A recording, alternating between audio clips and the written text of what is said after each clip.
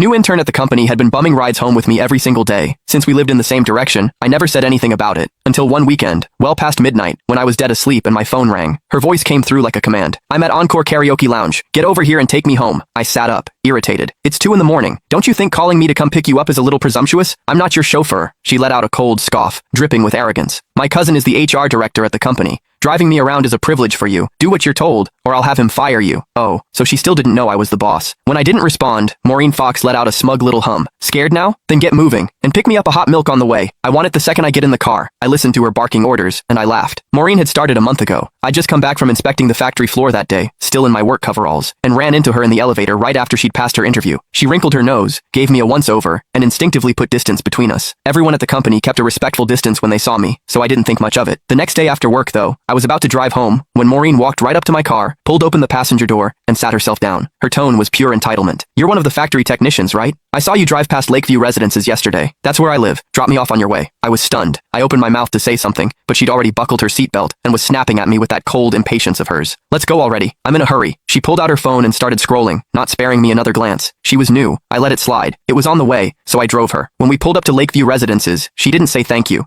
She just shoved the door shut and walked off without looking back. I thought that would be the end of it. It wasn't. From that day on, Maureen showed up in my passenger seat after work like clockwork. Never asked, never waited for an invitation. Before I could even object, she started making demands. "From now on, stop by my building in the mornings when you're heading in. Pick me up on the way. I hate the smell of smoke. I know it's your car, but no more smoking in it. I got down here 3 minutes before you today. Be faster next time. Don't make me wait. These seats are too hard. Bring a cushion for me tomorrow. Something soft. I don't like the color of this car. When you get a chance, wrap it in pink." Now I knew. Her cousin was the HR director. "Hello? Why aren't you saying anything? Are you on your way or not?" Maureen's impatient voice crackled through the phone again. I yawned. "No, I'm going back to sleep. Call yourself a cab." I hung up. Before I could even set the phone down, it rang again. Maureen again. "Are you out of your mind? You actually hung up on me? Do you have any idea that my cousin is sitting right next to me?" I replied lazily. "Oh, and?"